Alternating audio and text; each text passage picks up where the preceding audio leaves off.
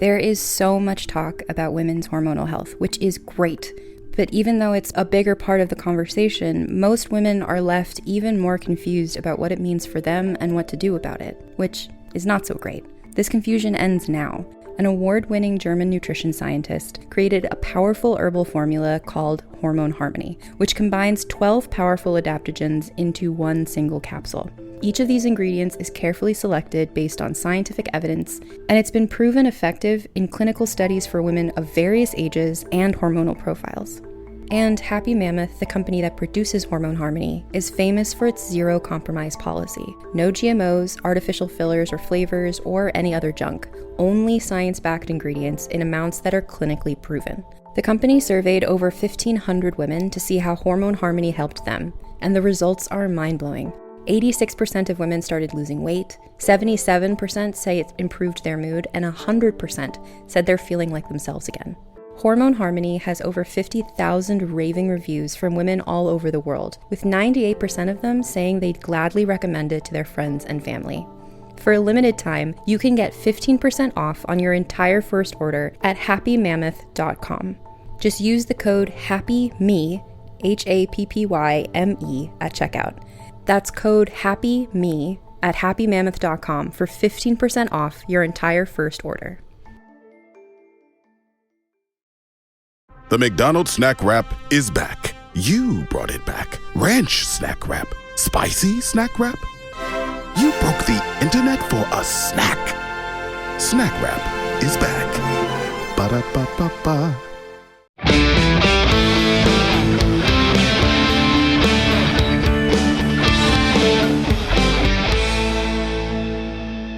In 2005, two brothers hit the road to fight monsters. That road has led them to fighting demons, angels, and saving the world. It's a journey that is taking them to heaven, hell, and back. But they aren't done. Join our journey as we go episode by episode, following the adventures of Sam and Dean Winchester. We break each episode down with the writers, producers, directors, crew, and actors to bring you the behind-the-scenes stories of how this legendary TV series was made.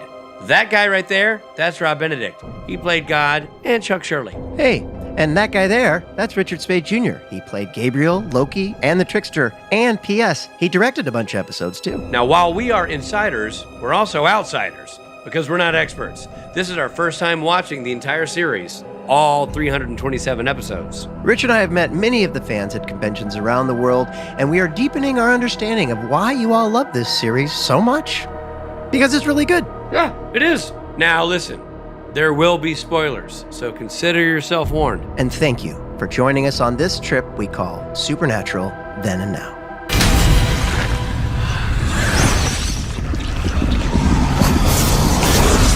Hey everybody, it's Rob Benedict. And I'm Richard Spade Jr. And we're talking about Season 7, Episode 17, The Born Again Identity. Clever. I see what they did there. I see what they did there too. I see what they did because, you know, there's a movie called The Born Identity. Oh, I didn't get that part. Oh.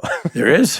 What'd you think it was? Everybody's born with an identity. And so I thought, all right. I guess I didn't get it. That's okay. Oh. Next time. Yeah. Hi. How's everyone doing? I'm good, buddy. How are you? Pretty good. Life is wild.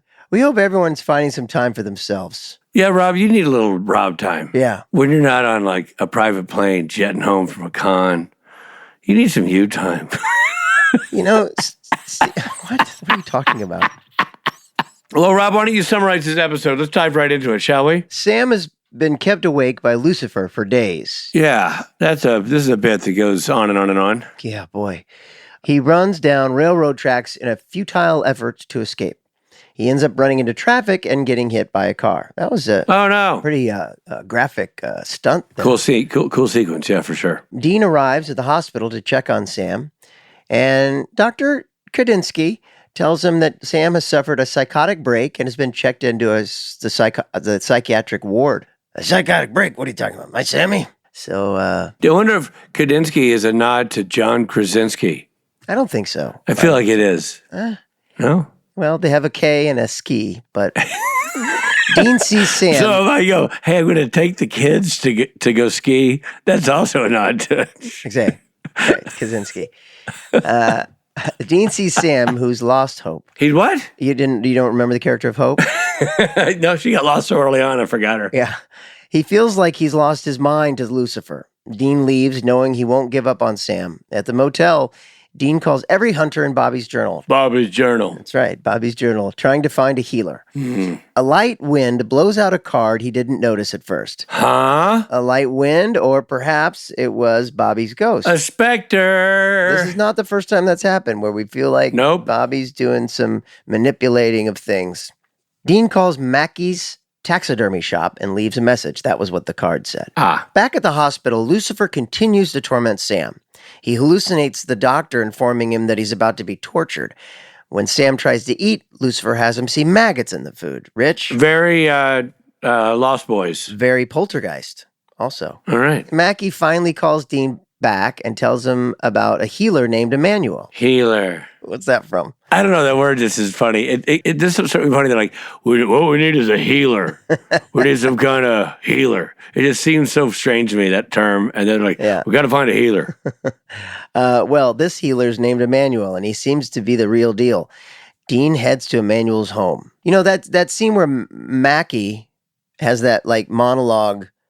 We'll get into it later, but this episode, there were some great parts. And then some parts that were a little confusing. Hold on a second. Mackey was the hunter talking to him from a truck, right? Yeah. He has a monologue? Yeah, he tells him all about going to see this healer Emmanuel. Oh, yeah. That phone call. His side of that phone call. Yeah. Okay. A weird way to sort of... I didn't know his name, so I wouldn't. I didn't either. I didn't either. I just read it in my script here, but it just was it fit a little too nicely into like too convenient, kind of. Something like that. While we're sort of discussing the thing, man, I love Mark Pellegrino as an actor, and I obviously love Jared Padalecki. But the Mark annoying Jared Padalecki bits were numerous and annoying. I think they're supposed to be, but yeah. I know, but I kind of felt like, we got it. But maybe this is, whatever. Right. But, I guess that's the point. But yeah, I think that's the point. But it wasn't new information. Right. Okay, so I wasn't learning anything. It was that Lucifer's going to keep him awake. Right. Lucifer's trying to drive him insane. Lucifer's going to say, stay awake 11 days and die. Right. I never got the point of like, I'm going to keep doing this until you, what? Remember the early days of Lucifer? And he'd be always be bugging Sam, but the whole point was so that Sam would let him in. There was a point. Right. Like, I need you to let me in, Sam. You got to invite me in. Come on, buddy. And it was a whole different energy. Right. Because it felt like Lucifer had a drive and a purpose to his being annoying. Right. And now it honestly just feels like Drop Dead Fred. Right. Yeah. It feels like an old 80s movie where like, this ghost won't leave me alone. Whack, whack. Right. Yeah. And I just felt like there's nothing, unless I'm missing something, which happens all the time. Yeah. There's no. That's for sure. I don't know why Lucifer's what the driving action here is for Lucifer. Yeah, I don't know either. Aside from just driving Sam nuts, you know what I mean? And that's why I think the scenes get monotonous to me. Mm-hmm. Yeah, I agree. Maybe it's something we'll find out soon. But yeah, he just seems to be annoying for annoying's sake. That's exactly my point, and I can't figure. I'm sure I'm missing something, but I can't figure out what it is. All right, well, hold on to that for a sec.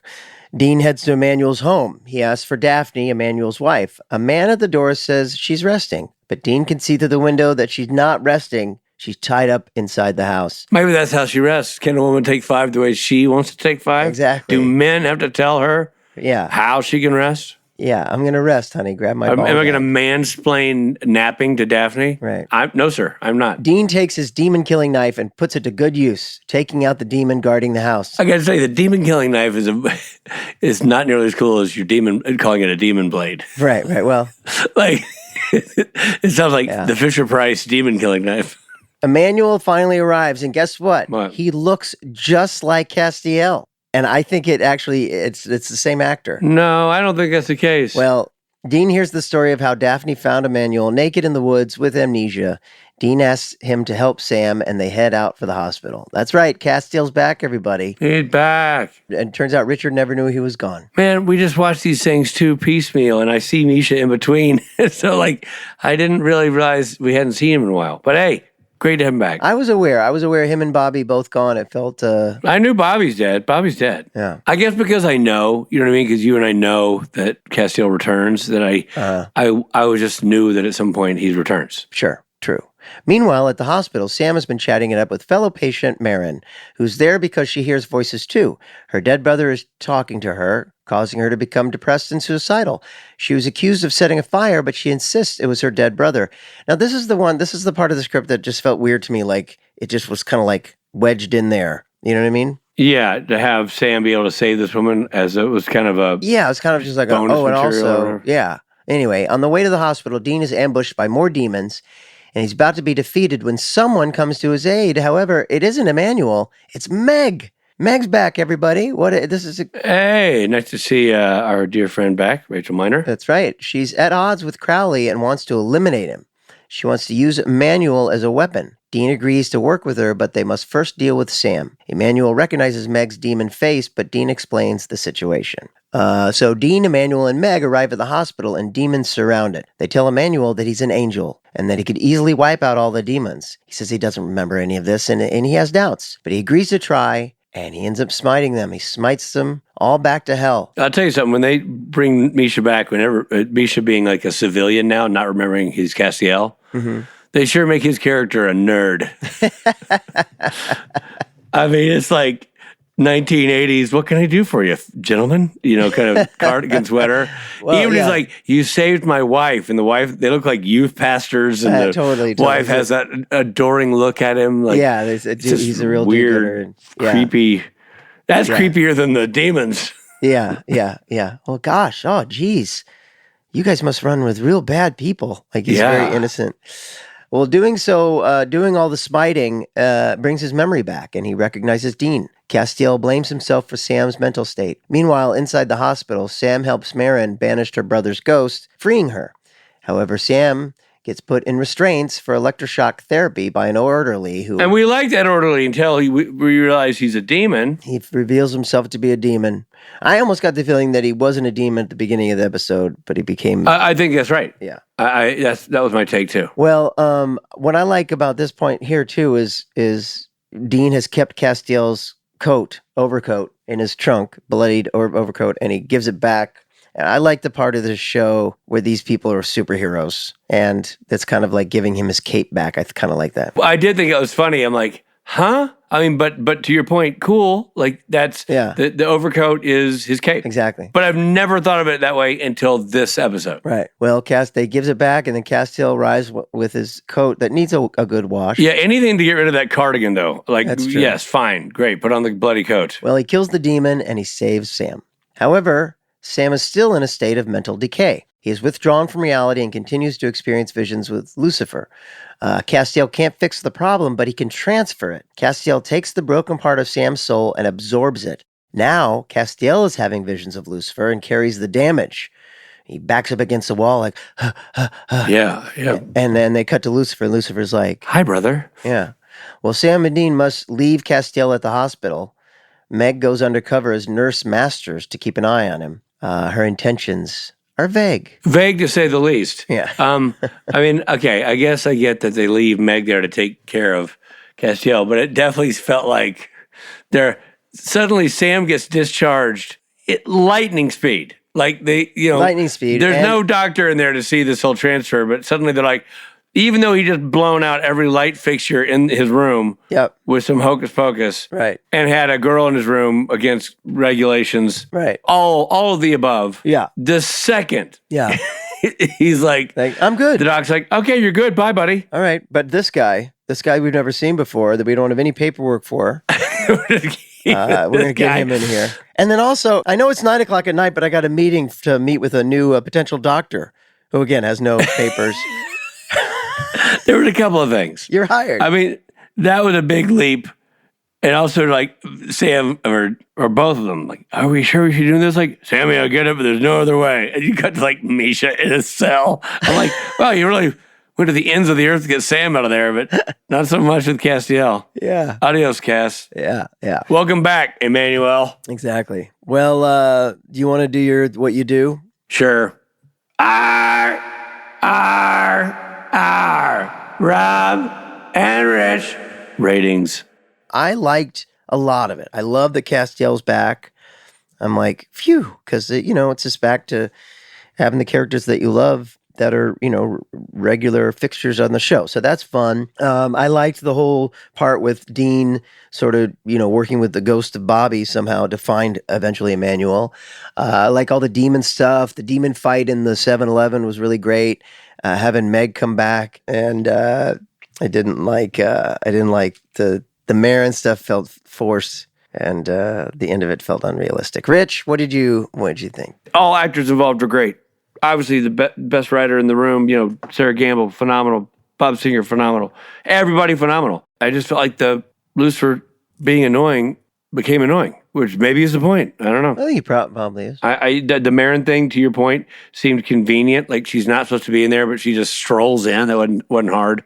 I don't know. It was also, the actress was really a great actress. Great, and nothing to do with her performance at all. No, but it just felt like, it definitely felt like CW. Bring in the cute redhead? Young girl next door, yeah. To me, it just never snapped together. I enjoyed it, but it had too many X factors. It just didn't snap together. Right. Fully, Right. I guess is my thing. Yeah. Even though all the elements are there, and it's all really great people. Mm-hmm. I think the main thing to me, and by the way, I think Jared did a great job in that opening sequence of being a exhausted insomniac. He and Mark play so great together. The elements are all there. I'm just too busy trying to find the why of it all, and it's not coming to me. But maybe that's not the point. Maybe I should just Yeah. I don't know. I'm a little thrown by it, to be totally honest, as you can tell, because there's a lot of elements that were to like. I liked the guy who played Mackie. He gave that story, even though it's a convenient story. I thought that guy did a nice job. Yeah, the acting's always great. I mean, there's no bad acting in this show. The doctor was good. The orderlies were good. Yeah, so this leaves us with the unenviable task of bearding this son of a gun. Yeah, we got to beard it. Do you have anything on? Do you have any thoughts on the top of your mind? In honor of Misha Collins returning to the show. Okay. Occasionally, Misha Collins has a beard, and I'm going to give it the Misha Collins. When he's got a beard, okay, he actually grows kind of a scary beard. Some of these pictures of him are kind of scary. If you search Misha Collins beard, he's got an unshaven look, but then he's got a full beard look, and it's okay. So you're getting a Collins beard? Yeah, because it's honestly, and this is the reason, it's hard for me to tell if it improves his face or not. He's a great-looking guy. Does the beard improve it? I don't know. A lot of questions. However, that's my beard. Well, it's funny that you were picking Collins, because while you were picking Collins, I was looking for this image. The old only mustached Jim Beaver. Ooh, Beaver with a mustache. So I'm going with got little sideburns and a mustache. I'm going with that version of Jim Beaver. Wow. I think this might be from an episode of Dexter he did.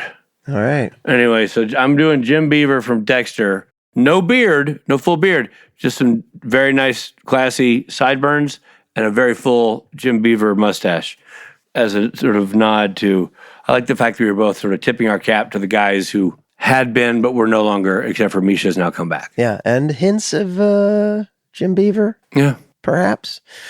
All right, very good. It was a tough task, not an enviable task. Not easy this time. This show, but we did it. We bearded this sucker.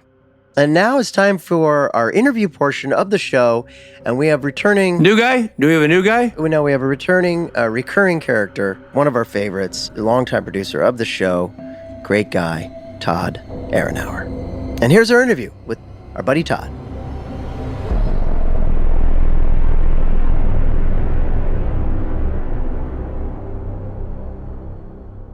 We're talking about episode 17 of season 7. And this is when Castiel comes back. Do you remember during this time, was it kind of exciting to have Misha back on set? Because he's been missing for a little bit. The season leading up to it was pretty fun. And then having a manual, Castiel come back was it was exciting. It's always good to have your regulars back, the fan favorites. How long had he been gone? I'm drawing a blank here. He walked into the water. Was that like beginning of season 7? Was it season 7, episode 1? Yeah, he turned into black goo, right? Yeah, it was like the first episode of this season, I think.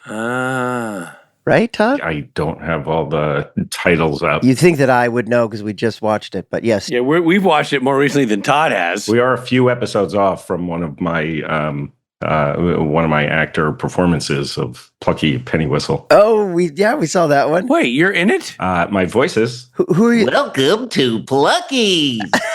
Oh my gosh. I had no idea. That's amazing. We didn't know. Wow, that's a fun fact we missed. Yeah.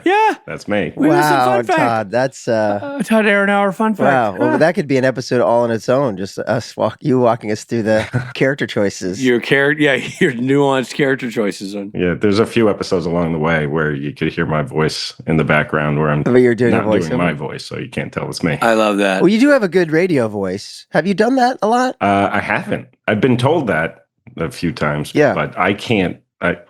Listening back to like these podcasts or a voicemail or me doing just my regular voice recorded back, I just can't listen to it. I'm like, I can't believe you guys have to listen to this. A lot of people feel that way about their own voice. It's very common. Sure. I thought you were going to say my voice. No, I can't listen to Rob. And Rich And loves the sound of his own voice. So, but I listen. I go to sleep with my own voice. I have an ASMR station for me. Yeah, he's one of the few people I know where I read the phone book and then I listen back to it and I go right to sleep. I believe it. So, dude, here's a question. Like, so I know what Rob's getting at. He's dancing around the whole Castiel return. I'm just doing an interview, you know. No, but I'm curious. I am curious. Like, does production care? Like I know that fans care. Obviously, huge deal. But from your end, is it sort of just like the machine's going? You're like, okay, Castiel's in. We're dealing with Misha, and on this show in particular, even the crew has their favorites, and they're excited to see people come back and work with them and see those characters back in action. 100%, and in post also. Cool. We like getting the dailies. We love seeing where these characters are going, what footage, what materials do we have to work with. That's really cool, man, because there could be a world where it's kind of separate and there's not an emotional content for you guys for the return of a character. You know what I mean? Yeah, and any show that goes a few seasons in and people are still with it and not jumping ship, you go past 3, 4, 5 seasons and you have the bulk of the crew on every end of the spectrum sticking with the show.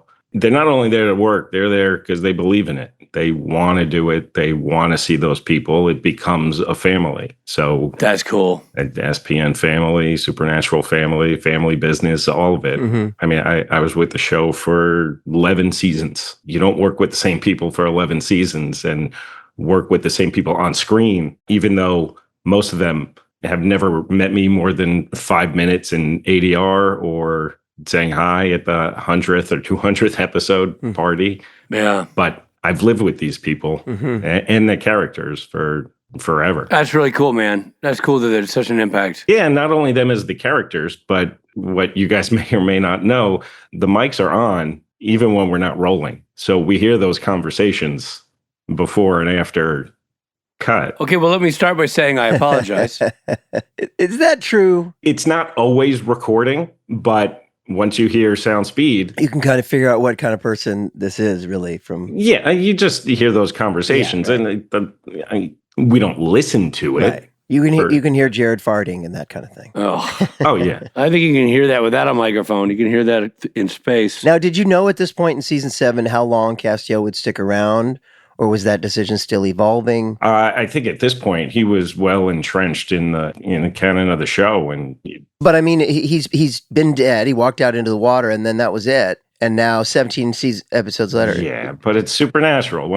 Since the beginning, we said you might be dead, but you're not dead unless you're physically dead. Right. I'm not sure that makes any sense. Even then, we could still bring you back. Sure, absolutely. That literally made no sense. Just for the record, you're not dead. You're not dead unless you're dead. Then you're dead.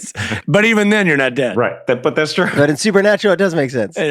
In Supernatural lore and world, yeah. But, I know that Misha didn't really know at this time. That's the thing. I think from asking maybe from the actor point of view, because he was a series regular and then he wasn't a series regular, and a lot of times nobody, tells you. So, and of course, at this point, we didn't know it would go on for another 7 seasons. So, yeah, I guess that was sort of the question. Was this a one-off as Emmanuel, or as a viewer who's never seen the show, I don't even know. I know it's Misha and he's Castiel and he's going to come back, but I'm like, is this it now? He's back, and now we're rolling again with Misha, because there's a while where he's in every episode and he's just not there. Well, this is episode 17 of 20 for the season, so we're starting to gear up towards the big finale. Right.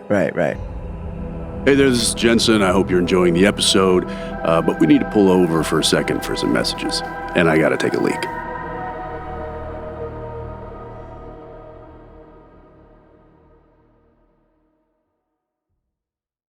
You know what doesn't belong in your epic summer plans? Getting burned by your old wireless bill. Yeah, that's right. This is Richard Spate, and I'm telling you right now that when you're planning your beach trips, barbecues, and 3-day weekends, your wireless bill should be the last thing holding you back. That's why I made the switch to Mint Mobile. With Mint Mobile, you can get the coverage and speed you're used to, but for way less money. And for a limited time, Mint Mobile is offering 3 months of unlimited premium wireless service for $15 a month. That's $15. That's 3 fives. That's a 10 and a 5. It's 15 singles.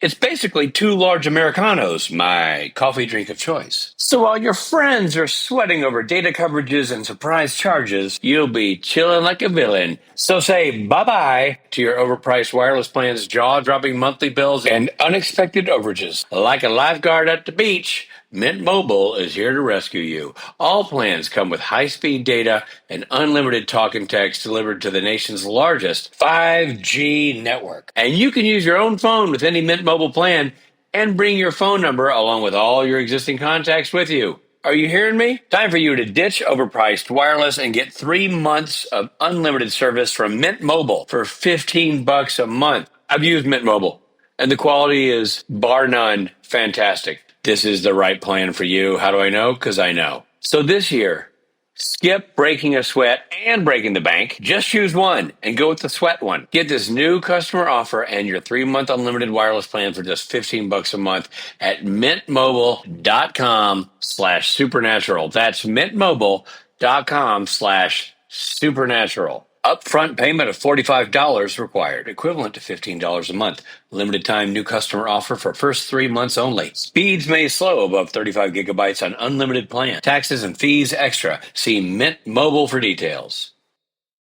Hey everybody, it's Rob Benedict. You know, I don't come on here and just talk about products if I don't know what I'm talking about. In other words, my rule is I have to know what it is and have tried it before I tell you that you need to try it. That being said, this next monologue I'm going to have is real because I have tried on these products and they are fantastic. That's right. I'm talking about Quince. I'm talking about, look, I'm getting too old to chase trends. All I care about is stuff that fits right, feels good, and actually lasts.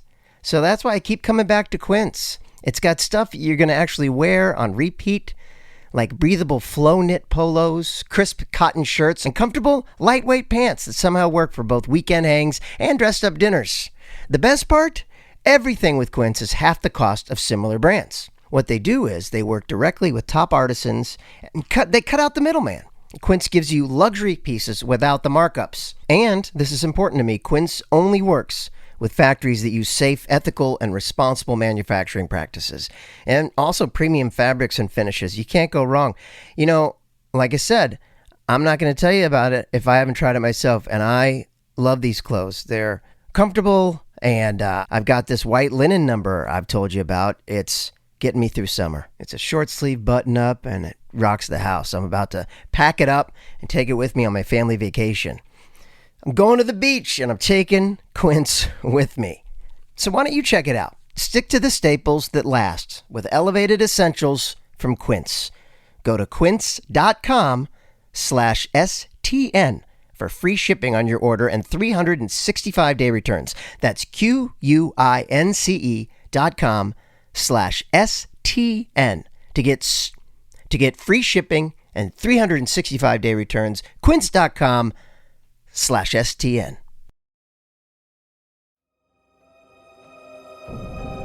Hey, guess what? We're back. I will say, Rob, I don't know if you felt this way. I know we have cues in the questions, but because of the way we watch the episodes and because we also see Misha constantly, I had forgotten he wasn't around in the show. You know, one of the things I noticed at the end of this podcast, we always say this episode starred, and in the ones where Misha's in it, he's in the top 3 because he's a series regular, so we say him every episode, and we haven't said Misha's name in a while. I mean, I was feeling his loss. So yeah, I don't know.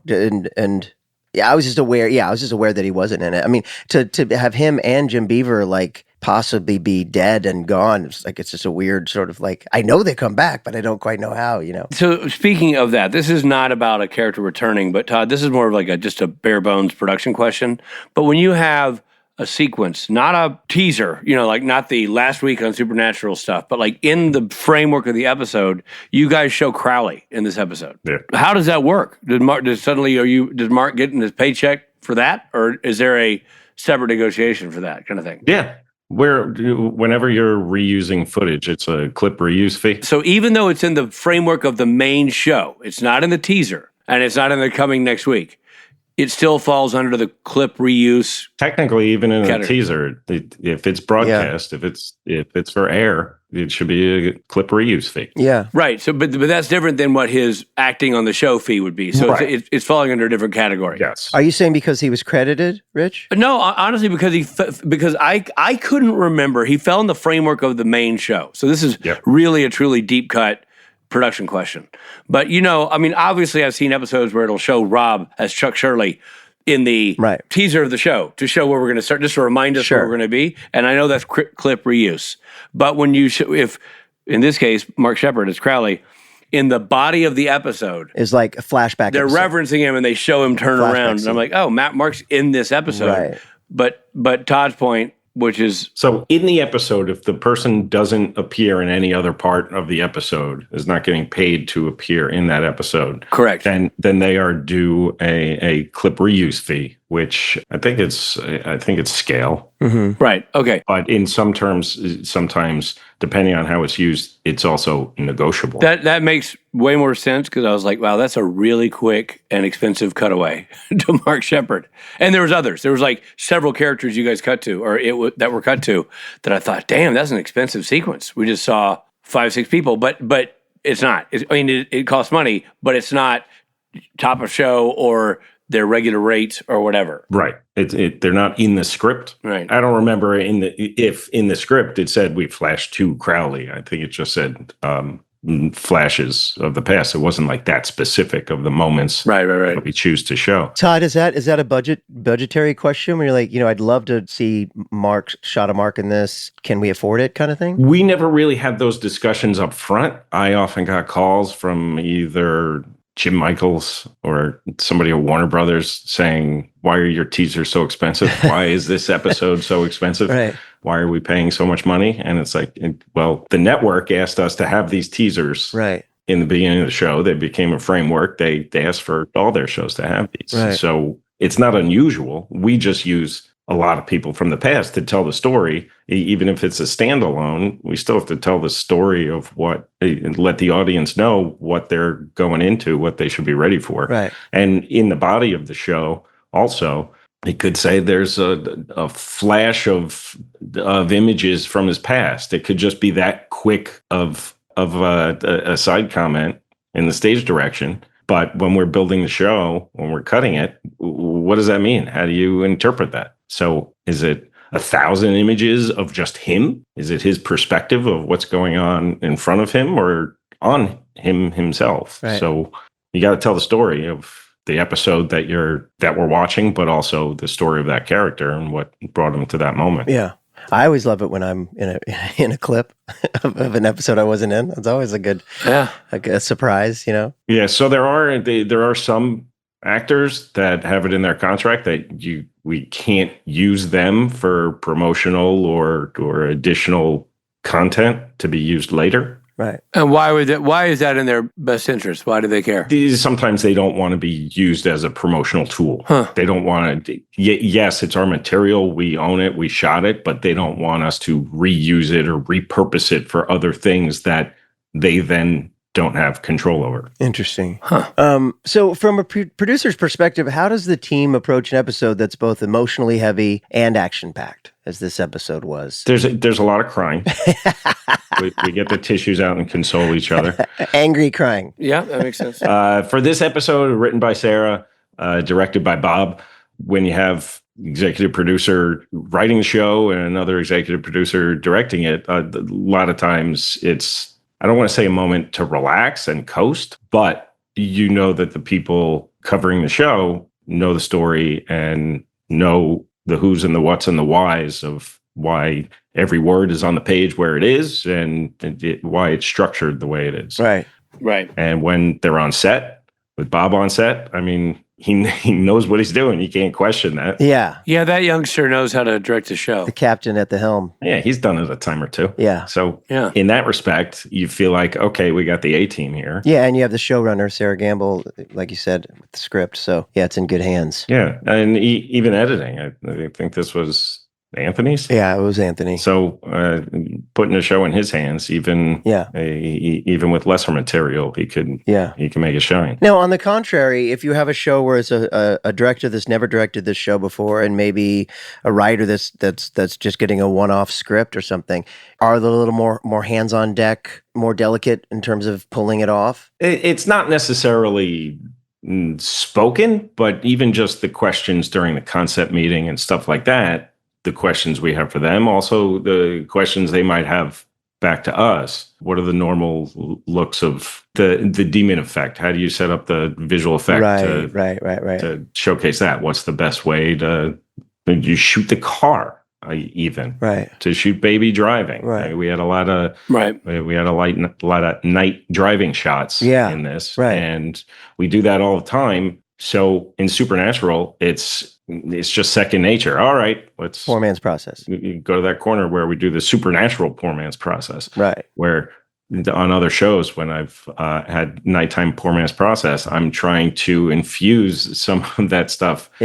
From Supernatural, because we did it so many times after so many seasons, and every time you shoot it, there's like, oh wait, what if we add a different colored light right over here? What if we have this thing to make the lights look like they're coming in and out? And I know we've said this so many times, but man, it's so good. The driving sequences are so real. And it's hard to pull off driving sequences. I see that all the time, even still with all the effects we have today. I see all the time. It takes me out of it. I'm like, they're in front of a green screen. It's so obvious. Yeah. Would Serge get credit for that? It's Serge. It's definitely Serge. It's his team. It's the different directors coming in over time and doing it. Phil had definitely had a lot to say to build and adding different elements. Different directors coming in saying, how can I know we're stuck here, but how can I move the camera give me a good in or out of the scene to give it some movement, so we're not in static French overs or just straight on shots. And did you have stock footage of baby driving along a road that you can establish? Yeah, they'd go shoot that. I remember Phil talking about that. He'd grab a group of dudes and they'd go shoot a bunch of footage in the off season. During the season, he would do that. When he wasn't shooting an episode, sometimes he would go up and shoot some of those flavor shots every so often. Not every season, though. We would use and reuse and reuse a lot of stuff. That's interesting. That makes sense, because sometimes you could tell on the car that the car's sideburns are slightly longer or the bell bottoms are a little wider. It's clearly not the same year. You know what I mean, Rob? Yeah, and a lot of times little white walls or something weird on the car. A lot of times we visual effect the license plate, because the license plate changed. Oh, right. We'd visual effects the side view mirrors either on or off. Wow. Depending, and sometimes if the car was damaged, that we have shots of, but we like the angle of it. And we did it with the guys too. We've shot so many episodes, so many takes of them in different colored flannels or hunter's jackets. Wow. That there'd be times we need a moment here, a button for the scene. We need a look, a reaction. We don't have it in the footage. But I mean, so many times it's a dark background. You can't tell where they are location wise. Right. Sure, the shirt is a little different, but we have our own visual effects team. So maybe we can change the color of a shirt. Maybe we can put the demon knife in their hand, even though it wasn't, and that's cool. Change things up like that. Yeah. Repurpose footage that we already have. Yeah. That's cool. Were there any production or FX sequences in this episode that were especially difficult to pull off? Or no, this was pretty straightforward. I think this might have been the start of the shorter turnarounds of episodes leading up to the finale. I think we've talked about this before, where it's unfortunate, but every show you deal with, on broadcast at least, you're leading up to the finale, and usually that's when your turnaround time becomes the tightest. It's the shortest turnaround. You're in acceleration mode at that point. And it's your biggest episode of the season. The premiere of the season and the finale of the season generally are your biggest episodes.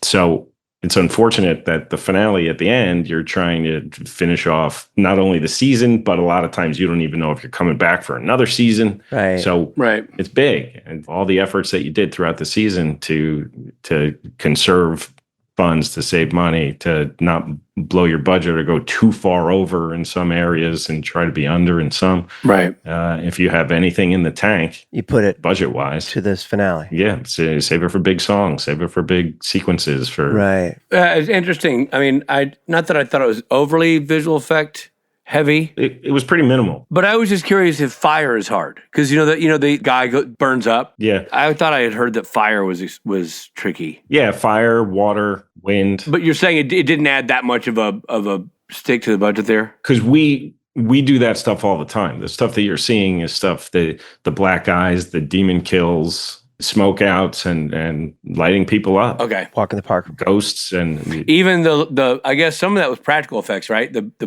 breaking of the light bulbs. Yeah, we've done that stuff a bunch too. So the onset special effects, there's not much that was out of the ordinary. Sam getting hit by a car, we've done that before. That was a pretty good one too, man. It looked like somebody got right. creamed. And I don't want to say, oh, we've done it before, it's all bad. I mean, those guys that are doing it are professionals, and they continually practice to get those right. Well, it's funny you say that. We were, when I was shadowing Tom Wright, somebody got hit by a car in the episode. This is season 9 or something, and he kept saying, they're like, "Hey Tom, you know how you're going to do this? Have you made a decision?" He's like, "No, but we'll do it like we've done it 100 times before." Basically, like saying, "I haven't decided how I'm going to shoot it, but we all know how this is going to play out." Like, not to say, same thing you're saying, not to say it's not professionals doing it and it's not going to be awesome, but like there's a process to get those things done. Right. That once you've kind of gotten in the pocket, some of the core setups, details will change, but the broad strokes will be the same. Right. And I think it was the last podcast I did with you guys. I think it was Children Shouldn't Play with Dead Things. No, not that one. The Real Doll. Oh yeah, that one. Oh yeah. Todd from Stunts. When baby was driving itself, it got possessed. Right. Yeah. And Dean jumped out of the way. Dean's stunt double, Todd. Yeah. He got hit. Oh, right. On that. Right. That's right. And yeah, it happens. And those guys are amazing at what they do. They are absolutely fantastic in finding the best people. And again, when you find great people and they continue to come back season after season after season and bring it episode after episode after episode, even after getting hit by cars, even after stunts going bad, even after sitting out in the rain, sleet, snow for 12, 14 hours a day. Yeah. Yeah. With the same people. It's people are there to work. They want to do great work. Yeah. They want to put it on the screen. They want people to see it and they want to do it for each other. Yeah. And it's a testament to the show, too. People want to come back and work on the show because it was a great crew to work with. Yeah, absolutely. 100%. Do you recall the conversation during pre-production about how to make Castiel's removing the corrupt part of Sam's soul look different from when he could reach into people's chests in the previous episodes? So that sounds like maybe a writer's room question. We discuss all of those effects throughout the whole process. So the writers discuss it. We discuss it during production, prep and production for what it should look like.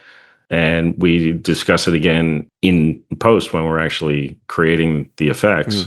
But again, this one being Sarah, being Bob, they already had ideas of this. So when you have 2 executive producers at the helm for an episode, you ask a question in prep and you recognize they've already discussed it. And it's like, okay, they have a plan. And sometimes they're just like, I don't know what it's going to look like yet, but I'm going to shoot it this way. I don't recall if this was one of those where Bob was like, I'm going to shoot it this way and we'll figure out the specific look of it later.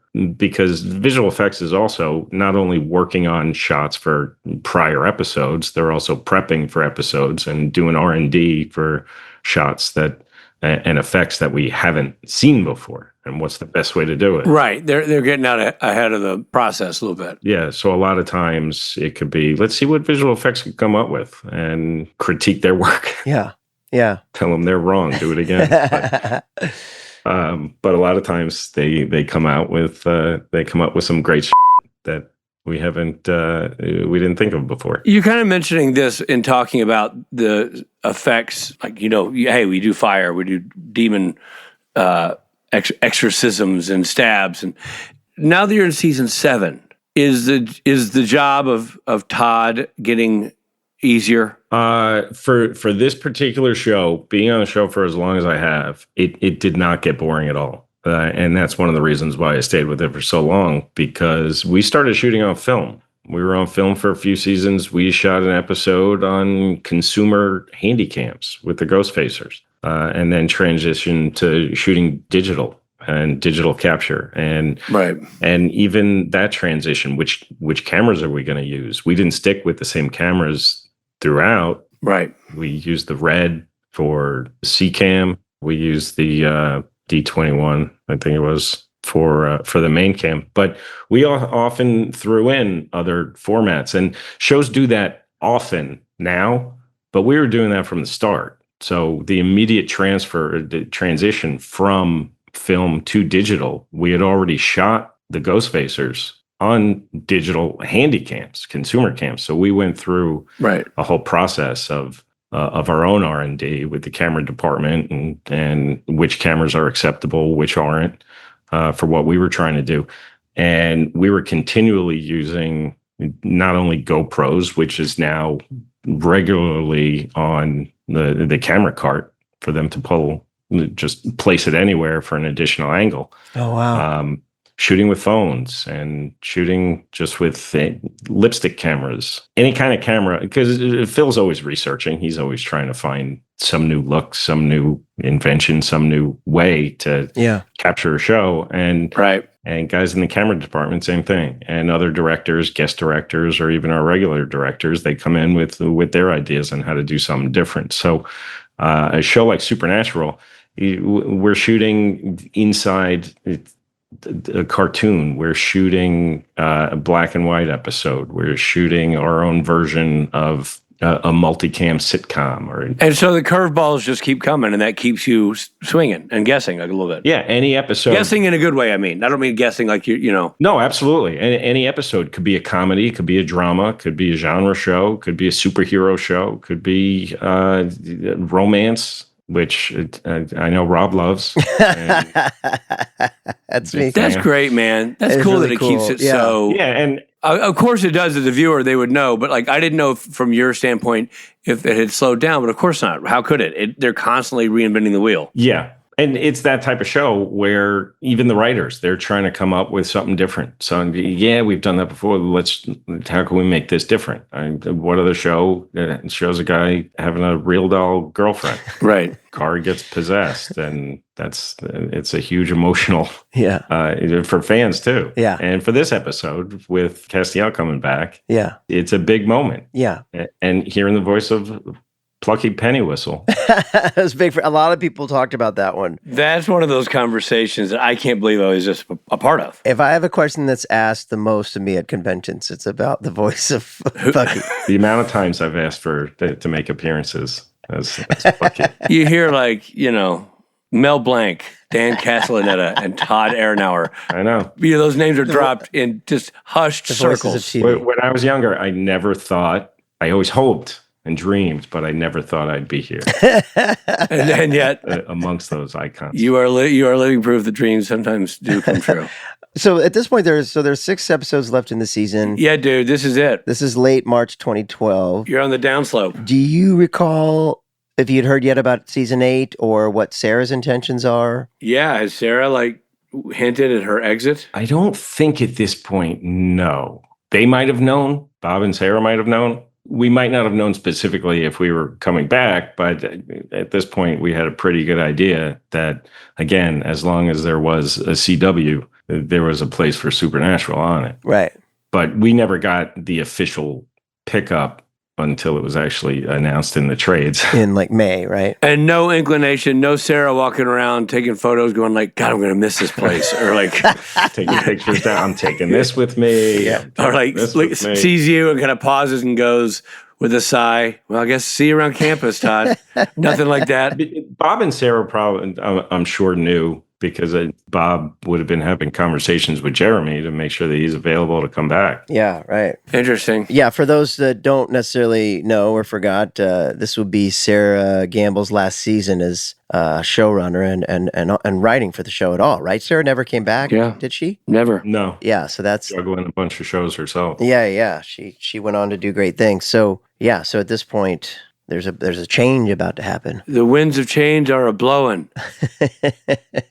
And Todd's at the forefront. Todd, dude, always awesome talking to you, man. Yeah, you guys too. It's always fun. Love the insight on the whole thing. It's really interesting. And best of luck with the English teacher.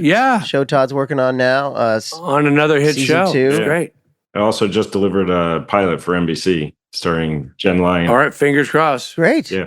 So we should be hearing this week if that one goes. Oh, wow. Great. Great. They're still making pilots. That's good news. Very few, but yes. Yeah. No, I know. I heard that, I have someone who's doing a pilot for ABC, and it's the only pilot they're doing. It's like the only drama they're doing. So weird. The world is so different. Yeah. It's a different state.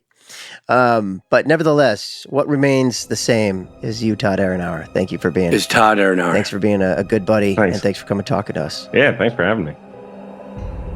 Hey there, it's Misha Collins. If you're like me, you want a break from the sound of Richard Spate's voice, we'll be right back after this.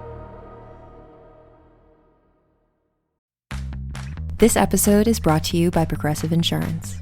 Do you ever think about switching insurance companies just to see if you could save some cash? Well, Progressive makes it easy. Just drop in some details about yourself and see if you're eligible to save money when you bundle your home and auto policies. The process only takes minutes, and it could mean hundreds more in your pocket. Visit Progressive.com after this episode to see if you could save. Progressive Casualty Insurance Company and Affiliates. Potential savings will vary, not available in all states.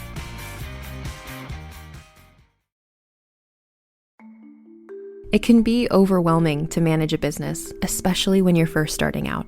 Your to-do list just keeps growing every day with new tasks, and that list can easily begin to overrun your life. Finding the right tool not only helps you out, but can simplify problems you haven't even encountered yet. And for millions of businesses, that tool is Shopify. Shopify is the commerce platform behind millions of businesses around the world, and 10% of all e-commerce in the US, from household names like Mattel and Gymshark to brands just getting started. With hundreds of ready-to-use templates, Shopify can help you easily build a beautiful online store to match your brand style. And best yet, Shopify is your commerce expert with world-class expertise in everything from managing inventory to international shipping to processing returns and beyond. If you're ready to sell, you're ready for Shopify. Turn your big business idea into with Shopify on your side. Sign up for your $1 per month trial and start selling today at shopify.com/realm. Go to shopify.com/realm. Shopify.com/realm.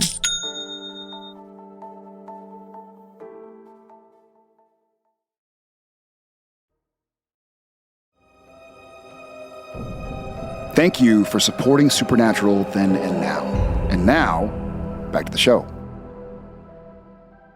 Todd is just rock solid. You're always going to get some good intel from Todd. Todd Aronauer. Always delivers. And by the way, also, the mofo never stops working. Leave some jobs for some other people, Todd Aronauer. Same with his wife. His wife's a very successful writer. Has a new. She's turns out she's the showrunner of the pilot he just worked on. They're a power couple. They're a Hollywood power couple. Hollywood power couple. Always good to know one of those. Them being a Hollywood power couple, that is a fact. But what we're about to get into, well, it's different. We simply call it mythology. Mythology. Mythology. Mythology. Mythology. Mythology. All right, here we are. We're in mythology. We're in there. We are. Stories of amnesia. Or the loss of memory. I've got some great stories of amnesia, but I forgot them. Can't remember. These are regular themes in various cultural lore, mythologies, and religious traditions. It's often used to tell stories of rebirth or reawakening, hence the born-again identity. Here are a few of our favorites, Rich. In Greek mythology, the river Lethe was believed to erase the memories of past lives, allowing souls to be reincarnated without recollection. I forgot that one. Can you say it again? In Greek mythology, you're just jerking me around. Robert. What about the Celtic folklore? According to Celtic folklore, Manannán Mac Lir, a sea deity, used his control over memory to erase the memories of his wife, Fand, and Cuchulainn to end the relationship between a mortal and a fairy. Literally, that's so much gibberish in that sentence. Well, also, did they erase the memories or did you just forget how to pronounce those very difficult names? Yeah, does he have two wives? What's going on? Fand. And why is he a Celtic? I don't know. All right, Torah and the Bible, Rich. One of my favorite sitcoms from the 80s, Torah and the Bible. In the Torah and Bible, Nebuchadnezzar, the Babylonian king, experienced a form of spiritual amnesia, forgetting that his power and kingdom were gifts from God, leading to his humbling experience. Oh, well, there you go. There you go. So it's not just me. No. Other people forget things. You know how I always say you're a poor man's Nebuchadnezzar? A lot of people say that. Now you know why. Now I know why. And that's, by the way, the fact you are a poor man's Nebuchadnezzar. That's a fact. It's just not that much fun. Our next segment. There it is. Is going to turn all that on its ear because it is filled with fun facts, fun facts, fun facts, fun facts. The title is a reference to the novel The Bourne Identity by Robert Ludlum and the 2002 feature film adaptation written by Tony Gilroy and William Blake Herron and directed by Doug Liman. Fun fact within a fun fact, Steve Hine, our producer, spent 3 years working for Doug Liman. Castiel's pseudonym in the episode, Emmanuel, means ridiculous sweater. That's interesting. Or, another translation, God is with us. God is with us. And ironically, Emmanuel, when turned into its Japanese counterpart, means loosely the happy fun boat that kills you. Wow. I'd never seen a person translated as that. I know. The string game that Lucifer is playing is called a Jacob's Ladder, a variation of Cat's Cradle. Right. Kurt Vonnegut wrote a book called Cat's Cradle about forgetting lessons from the past. Interesting. Oh. That's an interesting sort of whoa. And then there was a movie called Jacob's Ladder with Tim Robbins. Tim Robbins, it's super creepy and creepy. Super creepy. The record for the longest a person has gone without sleep, without stimulants, Rob, is Randy Gardner. His record is 264.4 hours. That's 11 days and 24 minutes. Randy was 17 at the time and was participating in a science fair project in 1964. Holy cow. I wonder where he is today. I don't know, but I bet he likes to party. Wow. I wonder what the record with stimulants is. I would guess that is Keith Richards from 1965 to 1974. To today. Yeah, exactly. All right. Well, I was wondering this when I saw the opening credits. Casey Roll is Mike Roll's daughter, director Mike Roll. I had a hunch only because the last name Roll struck me as so unique. Same. And she played Marin. And she's great. And before Rob and I even knew that, we were talking about how delightful she was in that role. So yes, well done, Casey. Delightful and really very real. Good actress. Well, I'll tell you this much. The following television season, she was a frequent guest star on the series Hannibal, and she can currently be seen in the CBS series Watson. Bob Singer has said they weren't doing anyone any favors in the casting. Casey was doing them a favor by elevating the episode with her performance. Nice words from Bob Singer, very, very truly spoken. She does a great job. Yeah, she's fantastic. Robert, Lucifer is reading from the DSM-IV-TR. That's the book he's reading from. Uh-huh. And that is the Diagnostic and Statistical Manual of Mental Disorders. Oh. Well, there you go. There you go. Well, when Bobby's journal drops onto the floor, it opens on an address page, and listed on the pages are the names of a few supernatural writers and directors, including Eric Kripke, Sarah Gamble, Phil Segrisha, Serge Ladouceur, Andrew Dabb, and Robbie Thompson.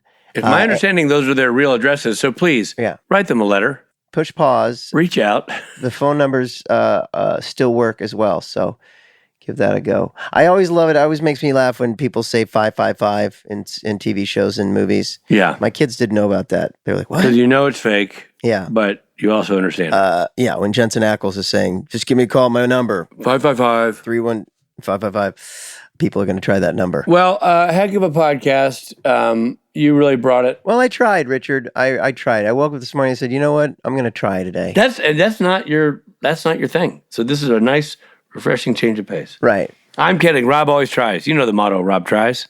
I said it before. It rolls off the tongue as quickly as the rich doesn't try. It's like they're gonna go. Rich phones it in. Hey, by the way, do you hear the strong defense I'm putting up for myself? I know.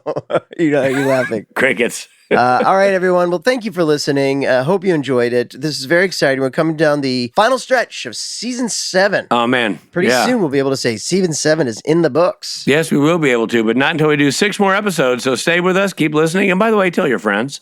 Follow us on the social media platforms and spread the good word because we love doing this podcast and we want to do it for you and your friends. So, are there 23 episodes this season? Good Lord. Wow. Long season. All right. Well, here we go. We'll see you on the next one. Yep. This episode of Supernatural features Jared Padalecki as Sam Winchester, Jensen Ackles as Dean Winchester, and Misha Collins returns as Castiel. Guest stars include Mark Pellegrino, Rachel Miner, Bill Dow, Casey Roll, and Joanna Marlowe. The Born Again Identity was written by Sarah Gamble and directed by Robert Singer. Editing by Anthony Pinker, music by Christopher Linnertz. Dolly Grip was Dave Riopel. That man knows everything about cinema. We know that guy. We love that guy. Executive produced by Robert Singer and Sarah Gamble. Supernatural was created by Eric Kripke. This episode featured the following songs: Wake Up Little Susie by the Everly Brothers. And Turn Into Earth by the Yardbirds. The episode originally aired on March 23, 2013. This episode of Supernatural Then and Now was hosted and executive produced by Richard Spade Jr. and Rob Benedict. Produced by Stephen Hine, written by Stephen Hine and Haida Holscher. And edited and associate produced by Trey Booty. Music provided by Tim Wynn. The episode was recorded with the help of Sonic Fuel Studios. This podcast is from Story Mill Media. Follow the podcast on Instagram and YouTube at SPN Then and Now. And become a member of the podcast to get early access, chat rooms with other podcast fans, and video interviews at patreon.com/SPN Then and Now.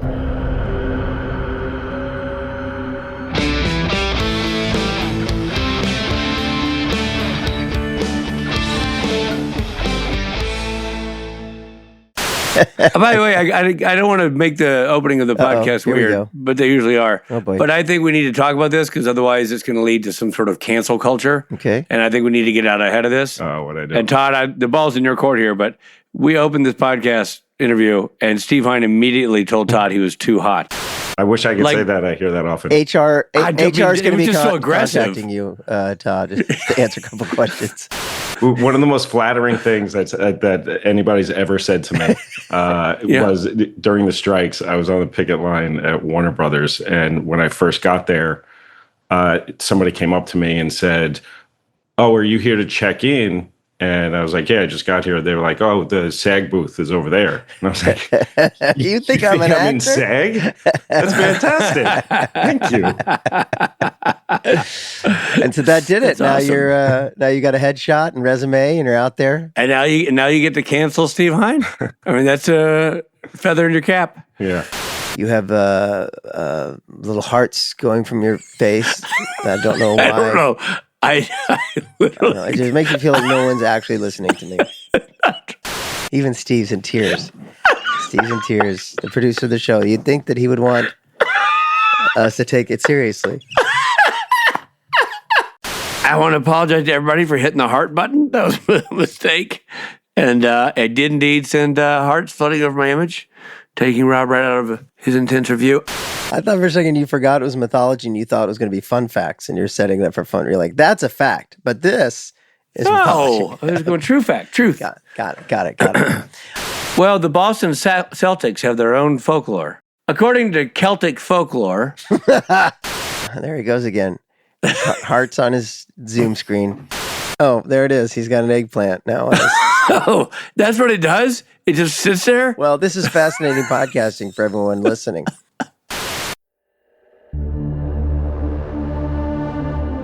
Story Mill Media.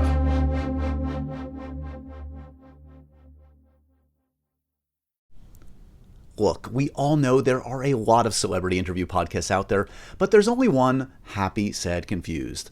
I'm Josh Horowitz, and yeah, I'm the host of the show, so I'm a little biased, but truly Happy, Sad, Confused is the place for nerdy and intimate conversations with all your favorite actors and filmmakers. from Andrew Garfield and Scarlett Johansson to Christopher Nolan and Quentin Tarantino. For over 10 years and over 700 episodes, Happy, Sad, Confused has broken movie and TV news every single week.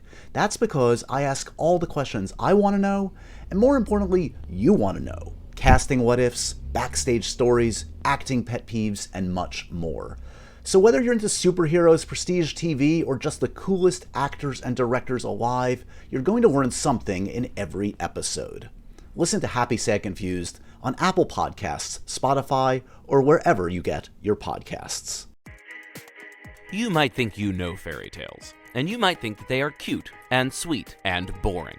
But the real Grimm fairy tales were not cute at all. They were very dark, and they were often very grim. On Grim, Grimmer, Grimmest, we tell a Grimm fairy tale to a bunch of kids.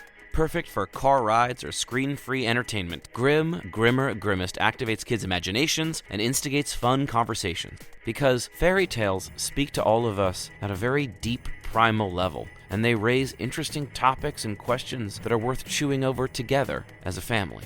Every episode is rated Grim, Grimmer, or Grimmest, so you, your kids, your whole family can choose what is the right level of grim for you. Though, if you're listening with Grandma, she's just gonna go for Grimmest. Trust me on this one. Tune in to Grim, Grimmer, Grimmest, and our new season, available now.